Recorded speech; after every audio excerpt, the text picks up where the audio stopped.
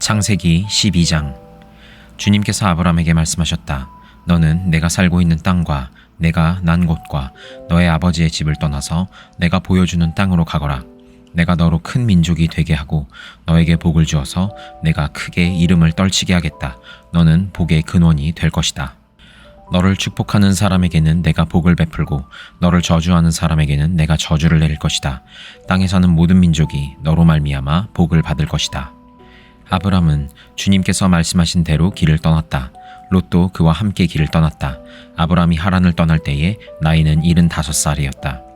아브라함은 아내 사레와 조카 롯과 하란에서 모은 재산과 거기에서 얻은 사람들을 거느리고 가나안 땅으로 가려고 길을 떠나서 마침내 가나안 땅에 이르렀다.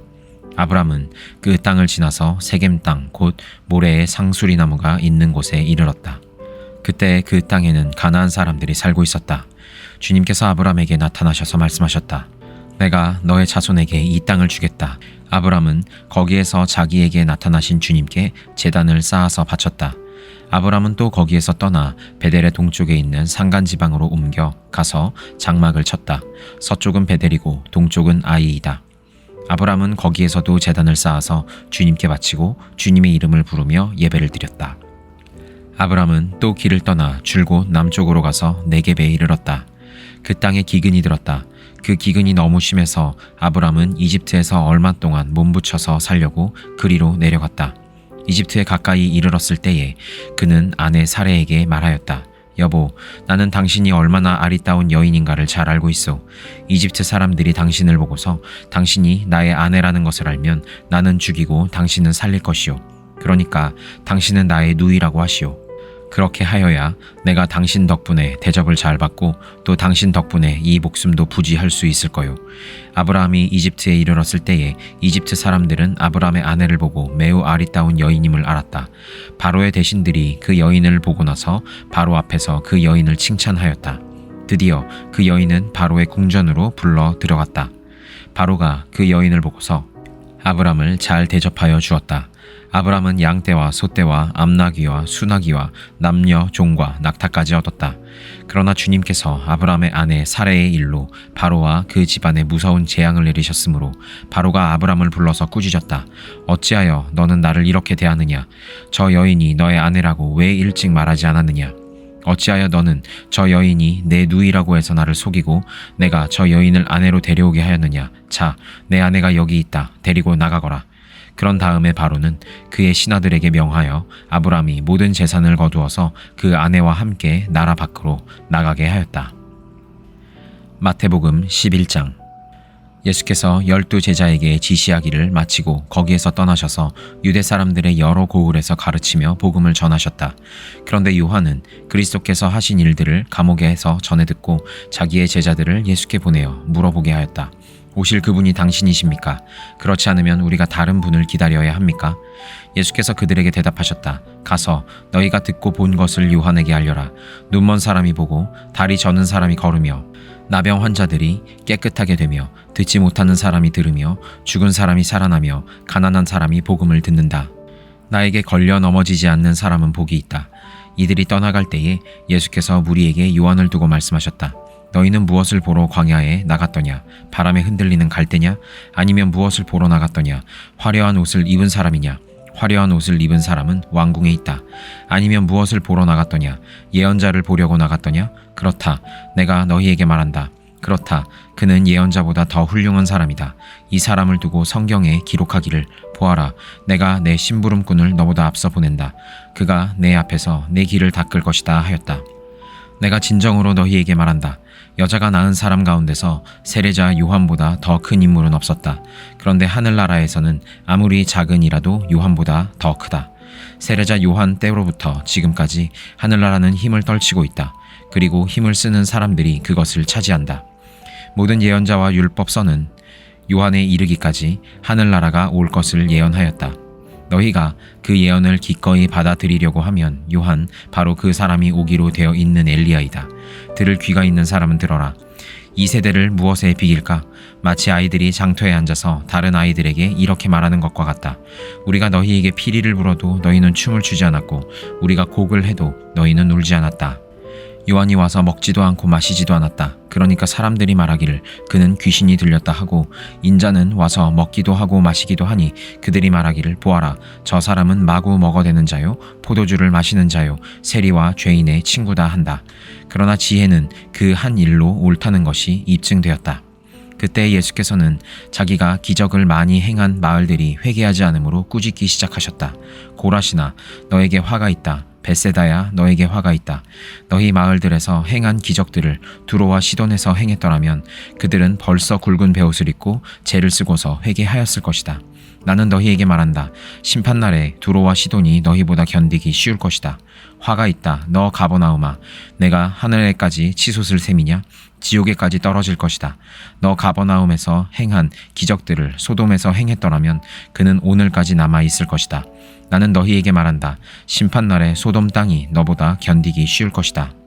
그때 예수께서 이렇게 말씀하셨다. 하늘과 땅의 주님이신 아버지, 이 일을 지혜 있고 똑똑한 사람들에게는 감추시고 어린 아이들에게는 드러내어 주셨으니 감사합니다. 그렇습니다. 아버지, 이것이 아버지의 은혜로운 뜻입니다. 내 아버지께서 모든 것을 내게 맡겨 주셨습니다. 아버지 밖에는 아들을 아는 이가 없으며 아들과 또 아들이 계시하여 주려고 하는 사람 밖에는 아버지를 아는 이가 없습니다. 수고하며 무거운 짐을 진 사람은 모두 내게로 오너라. 내가 너희를 쉬게 하겠다. 나는 마음이 온유하고 겸손하니 내 멍에를 메고 나에게 배워라. 그리하면 너희는 마음에 쉼을 얻을 것이다. 내 멍에는 편하고 내 짐은 가볍다. 느헤미야 1장. 하가랴의 아들 느헤미야가 한 말이다. 20년 기슬루월 내가 도성 수산에 있을 때에 나의 형제 가운데 하나인 하나니가 다른 사람들과 함께 유다에서 왔기에 이리로 사로잡혀 오지 않고 그곳에 남아있는 유다 사람들은 어떠한지 예루살렘의 형편은 어떠한지를 물어보았다. 그들이 나에게 대답하였다. 사로잡혀 오지 않고 그 지방에 남은 사람들은 거기에서 고생이 아주 심합니다. 업심여김을 받습니다. 예루살렘 성벽은 허물어지고 성벽들은 다 불에 탔습니다. 이 말을 듣고서 나는 주저앉아서 울었다. 나는 슬픔에 잠긴 채로 며칠 동안 금식하면서 하늘의 하나님께 기도하여 아뢰었다.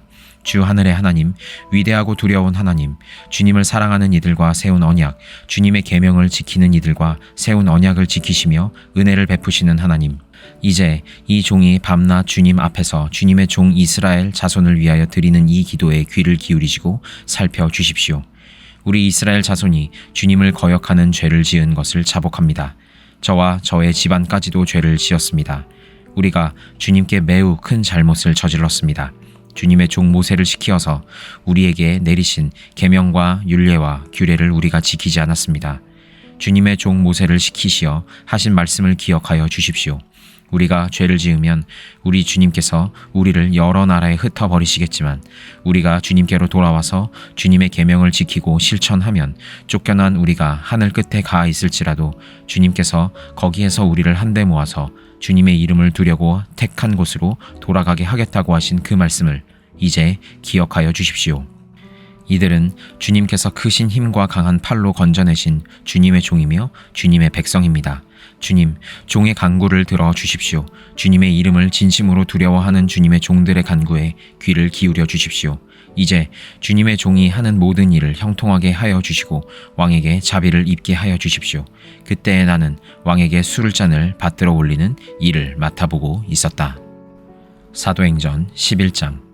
사도들과 유대에 있는 신도들이 이방 사람들도 하나님의 말씀을 받아들였다는 소식을 들었다.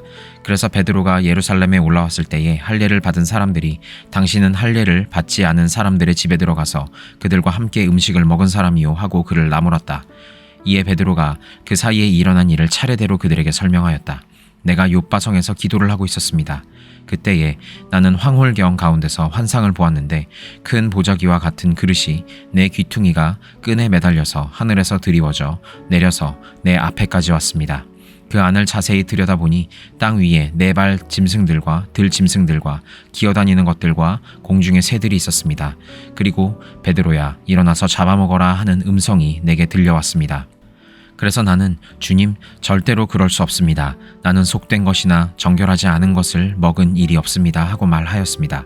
그랬더니 하나님께서 깨끗하게 하신 것을 속되다고 하지 말아라 하는 음성이 두 번째로 하늘에서 들려왔습니다. 이런 일이 3번 일어났습니다. 그리고서 모든 것은 다시 하늘로 들려 올라갔습니다. 바로 그때에 사람들 셋이 우리가 묵고 있는 집에 도착하였는데 그들은 가이사랴에서 내게 보낸 사람들이었습니다. 성령이 내게 의심하지 말고 그들과 함께 가라고 하셨습니다. 그래서 이 6 형제도 나와 함께 가서 우리는 그 사람의 집으로 들어갔습니다. 그 사람은 자기가 천사를 본 이야기를 우리에게 해 주었습니다. 곧 천사가 그의 집에 와서 서더니 그에게 말하기를 요바로 사람을 보내어 베드로라고도 하는 시몬을 불러 오너라. 그가 내게 너와 내 온 집안이 구원을 받을 말씀을 일러줄 것이다 하더라는 것입니다. 내가 말을 하기 시작하니 성령이 처음에 우리에게 내리시던 것과 같이 그들에게도 내리셨습니다. 그때 나는 요한은 물로 세례를 주었지만 너희는 성령으로 세례를 받을 것이다 하신 주님의 말씀이 생각났습니다. 그러므로 하나님께서는 우리가 주 예수 그리스도를 믿을 때에 우리에게 주신 것과 같은 선물을 그대들에게 주셨는데 내가 누구이기에 감히 하나님을 거역할 수 있겠습니까? 이 말을 듣고 그들은 잠잠하였다. 그들은 하나님께 영광을 돌리고 이제 하나님께서는 이방 사람들에게도 회개하여 생명에 이르는 길을 열어주셨다 하고 말하였습니다. 스데반에게 가해진 박해 때문에 흩어진 사람들이 페니키아와 키프로스와 안디옥까지 가서 유대 사람들에게만 말씀을 전하였다. 그런데 그들 가운데는 키프로스 사람과 구레네 사람 몇이 있었는데 그들은 안디옥에 이르러서 그리스 사람들에게도 말을 하여 주 예수를 전하였다. 주님의 손이 그들과 함께 하시니 수많은 사람이 믿고 주님께로 돌아왔다. 예루살렘 교회가 이 소식을 듣고서 바나바를 안디옥으로 보냈다. 바나바가 가서 하나님의 은혜가 내린 것을 보고 기뻐하였고 모든 사람에게 굳센 마음으로 주님을 의지하라고 권하였다. 바나바는 착한 사람이요 성령의 믿음이 충만한 사람이었다. 그래서 많은 사람이 주님께로 나아왔다. 바나바는 사울을 찾으려고 다소로 가서 그를 만나 안디옥으로 데려왔다. 두 사람은 1년 동안 줄곧 거기에 머물면서 교회에서 모임을 가지고 많은 사람을 가르쳤다. 제자들은 안디옥에서 처음으로 그리스도인이라고 불리었다. 그 무렵에 예언자 몇이 예루살렘에서 안디옥에 내려왔다. 그 가운데 아가보라는 사람이 성령의 감동을 받아서 일어나 온 세계에 큰 기근이 들 것이라고 예언하였다. 바로 그 기근이 글라우디오 황제 때에 들었다. 그래서 제자들은 각각 자기 형편에 따라 몫을 정하여 유대에 사는 신도들에게 구제금을 보내기로 결정하였다. 그들은 그대로 실행해서 바나바와 사울 편에 그것을 장로들에게 보냈다.